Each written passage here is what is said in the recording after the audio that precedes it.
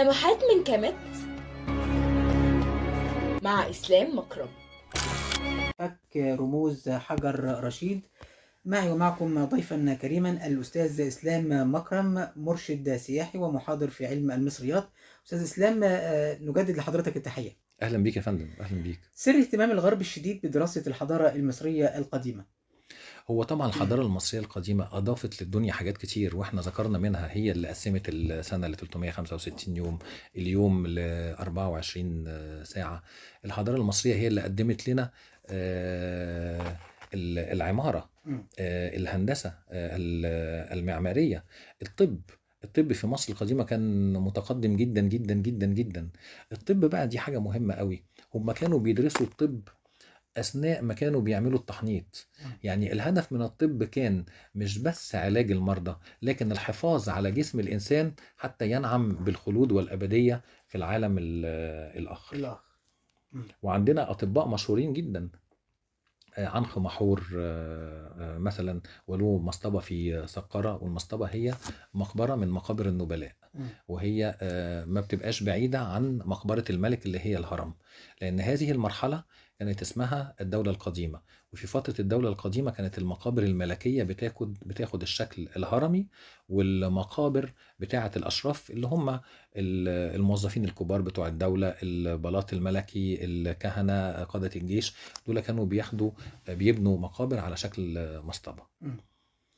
نتكلم أستاذ إسلام على تاريخ اللغة القديمة من هيروغليفية لهيراتيقية لديموطيقية بشيء من التفصيل.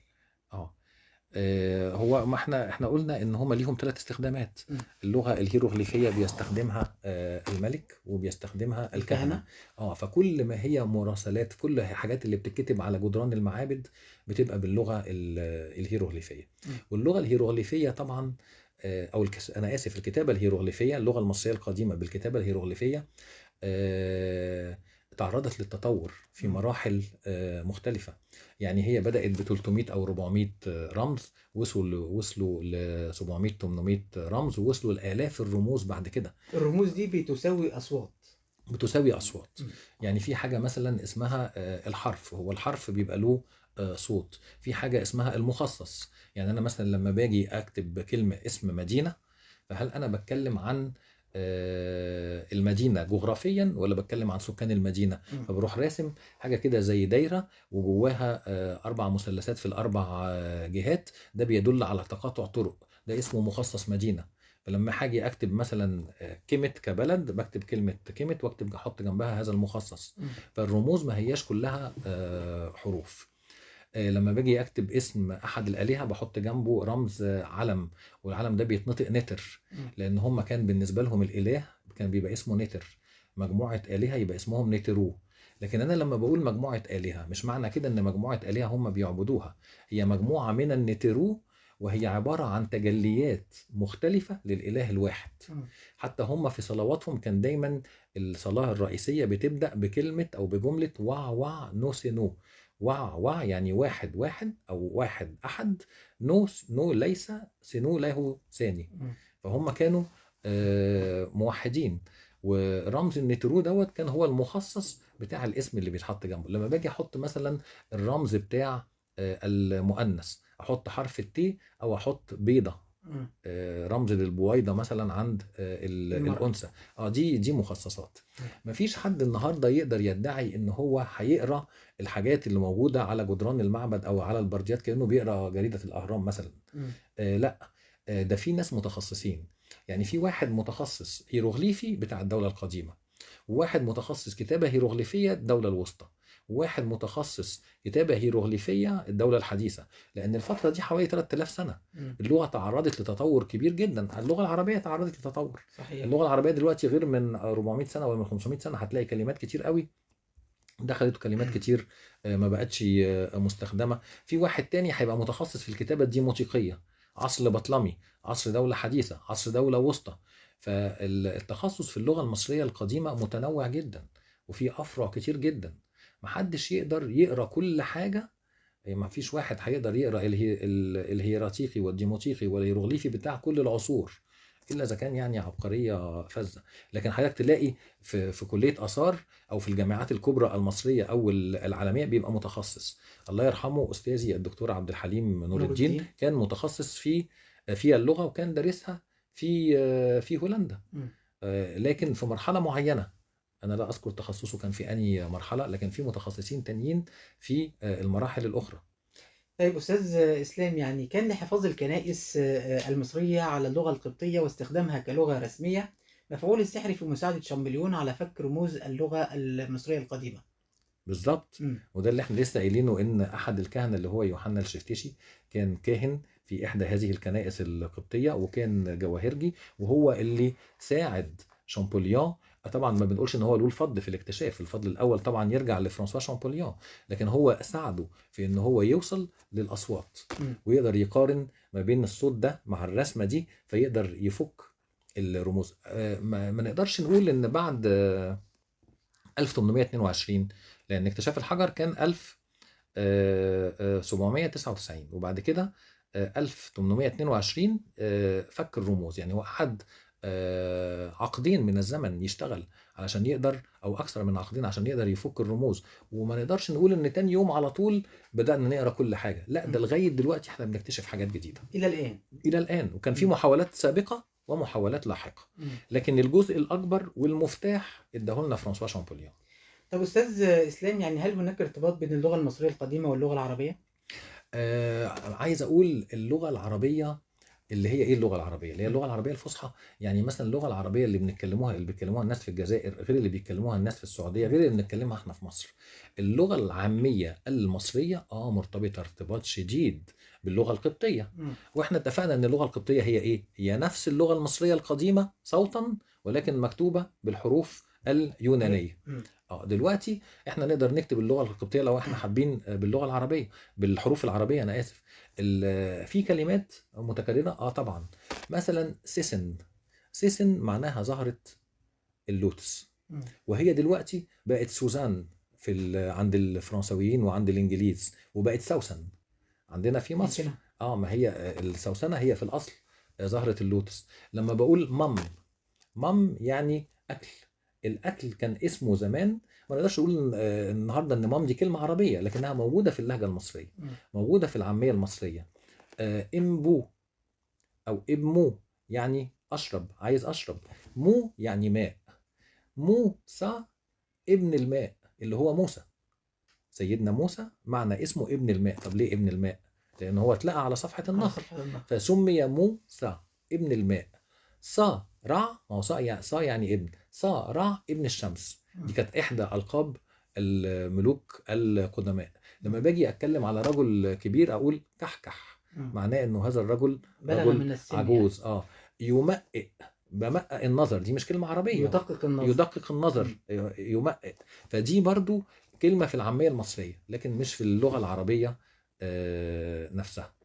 في الكلمات اللي موجوده عندنا مثلا بنقول النوبه. كلمة نوب يعني ذهب، الذهب، معدن الذهب، مش فعل يذهب يعني معدن الذهب. اسمه نوب. نوبة هي أرض الذهب، فدي كلمة مصرية قديمة. عندنا ناس دلوقتي من الأقباط بيبقى اسمه أبانوب. أبانوب يعني أبو الذهب. دي برضو كلمة من الكلمات اللي وصلت لنا. وفي كلمات كتير. لما أقول بح ما يقول للطفل بح، كركر. بح يعني خلاص. عايز بونبوني، لا بح مفيش خلاص. بح دي كانت كلمة مصرية قديمة. كركر، بكركر من الضحك، اللي بيفرط في الضحك. يضحك يعني كركر. وأيضا يقال إنهم يبططون، اللي بيبطط العجين. لأنه برضو من الحاجات المهمة جدا إن المصريين برعوا في صناعة المخبوزات. حضرتك لو رحت المتحف المصري اللي في التحرير هتلاقي فيه هناك مخبوزات كتير قوي خارجه من المقابر. المخبوزات دي بقى لها 4000 5000 سنه ما اتحطتش في ثلاجه، ولا زالت موجوده ومحفوظه وموجوده. طبعا الجفاف بتاع الجو وان المقابر كانت مقفوله والرمال وكده ساعدت ان والمواد الكيماويه اللي كانوا بيستعملوها في التحنيط ساعدت ان الحاجات دي تبقى لغايه النهارده. في خبز مستدير وخبز على شكل ضفيره زي اللي بنشتريه النهارده من الفرن، وزي اللي بنشتريه من المطاعم الامريكيه، سندوتشات اللي بنشتريها من المطاعم الامريكيه الشهيره. اللي هو بيبقى الساندوتش مدور وجواه قطعة من اللحم، موجود نفس هذا البرجر، موجود ده في المتحف المصري الى الان. الى الان موجود في المتحف المصري. يا ريتني جبت الصور. كنا هنشرح بس ما كناش بس هنشوف. المستمع مش هيشوف ايه الصور. تاني من الكلمات يا استاذ اسلام؟ وحضرتك حاطط على صفحه حضرتك على الفيسبوك لمحات من كلمه مع اسلام مكرم، حاطط مجموعه من الكلمات الكتيره جدا اللي يعني ما زلنا بنستخدمها حتى الان. لا هو في كلمات كتير جدا، يعني احنا لسه بنستخدمها. يعني مثلا من ضمن الاسماء بخوم. بخوم يعني ما يعادل دلوقتي عبد الله، وهو اسم من الاسامي. بنقول ان فلان ده عنده شنة ورنة. طيب شن معناها خرطوش. يعني كلمة خرطوش دي كلمة فرنسية. يعني الحملة الفرنسية لأن هم كانوا كلهم عسكريين، لقوا إن الشكل بتاع الخرطوش هو بيشبه للخرطوش العسكري، فسموا الشن خرطوش، في حين إن الشن كان في الأصل إيه؟ بيضة الجعران. والجعران لأنه بيتكاثر ويتكاثر ويتكاثر، فده رمز كان للأبدية. فهم اعتقدوا إن أنا لما أحط اسم الملك أو اسم المتوفى، سواء كان ملك أو غير ملك، لأن المصري القديم ما فرقش بين الناس، ما قالش الملك له حق في الحياة الأبدية والمواطن العادي ملوش، الناس كلها سواسية أمام محكمة أوزوريس في العالم الآخر. فكان بيحط بيضة الجعران ديت، يحط اسم الملك جواها علشان يضمن له الحياة الأبدية. الاسم يعني رن، الاسم رن، والخرطوش شن. فشن رن يعني خرطوش، واسم يعني ألقاب. يعني هذا الرجل او هذا الشخص لما بيجي النهارده بقول فلان ده عنده شنه ورنه، ذو حيثيه. يبقى ذو حيثيه، له القاب. سياده زي الله يرحمه الاستاذ محمد عبد الوهاب، اللواء الدكتور الموسيقار محمد اللي له شنه ورنه، اللي هو له القاب كتير. ده في عرفنا احنا دلوقتي، لكن هو زمان كان رن يعني اسم، وشن يعني خرطوش. أستاذ إسلام مكرم المرشد السياحي والمحاضر في علم المصريات، اسمح لنا هنخرج لفاصل قصير، بعده نستكمل أحداث هذه الفترة المفتوحة والحديث عن 200 سنة على فك رموز حجر رشيد. 200 عام على اكتشاف أو فك رموز حجر رشيد للعالم شامبليون. معي ومعكم ضيفا كريما على إذاعة البرنامج الثقافي الأستاذ إسلام مكرم المرشد السياحي والمحاضر في علم المصريات. أستاذ إسلام نجدد لك التحية. أهلا بك يا فندم. تعامد الشمس على التماثيل الأربعة داخل قدس الأقداس بمعبد أبو سمبل، نتكلم عن النقطة دي يا أستاذ إسلام بشيء من التفصيل. تمام. هو إن شاء الله المفروض أنه بعد بكرة اللي هو يوم 21 أكتوبر ويوم 21 فبراير كمان، كانت الشمس بتدخل جوه معبد أبو سمبل وبتخترق صالة الأعمدة والصالات المتتالية بعدها، وتصل إلى غاية قدس الأقداس بتاع المعبد. المعبد ده على فكرة معبد مش مبني، ده معبد منقور في الصخر.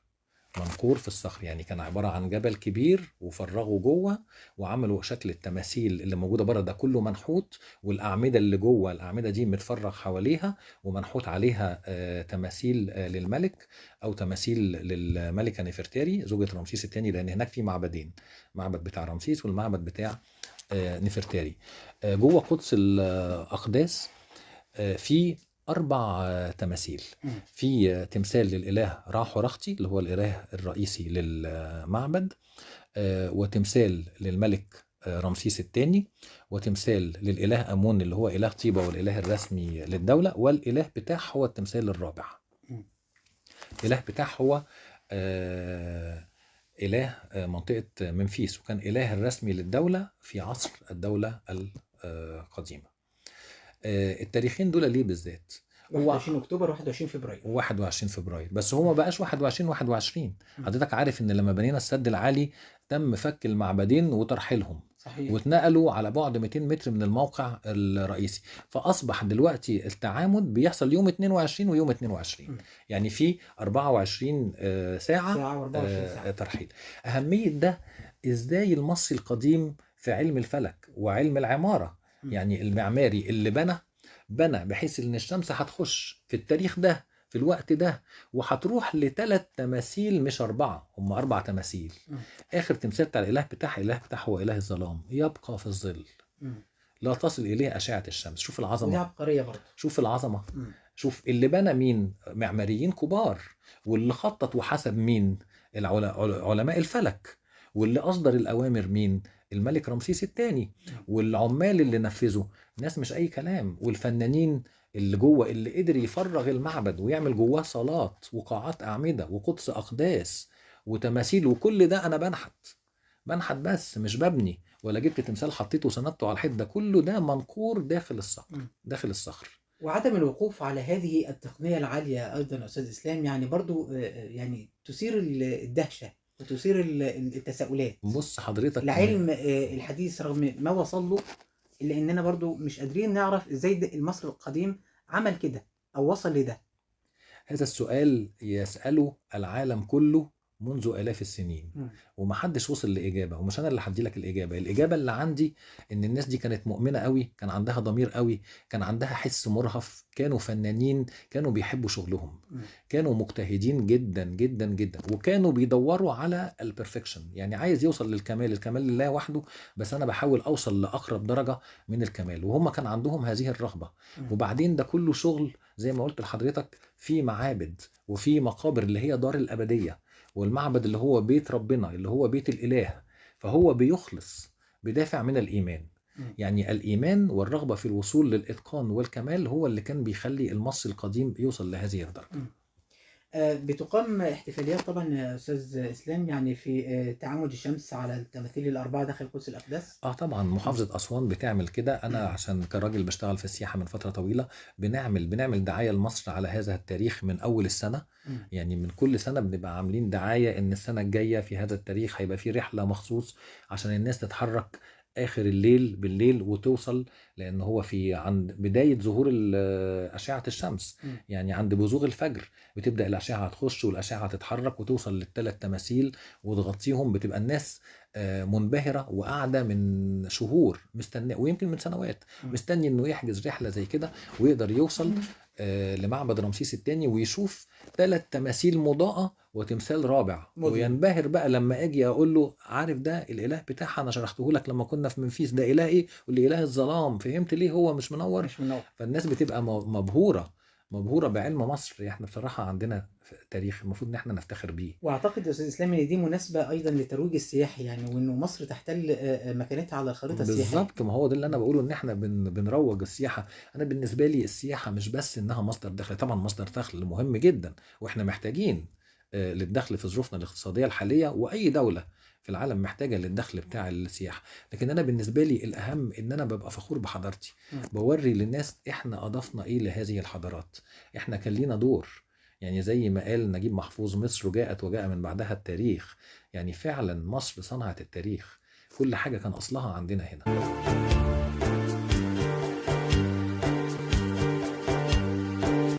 ما تنساش تشترك في قناتنا وتفعل زر الجرس عشان يوصلك كل جديد مننا.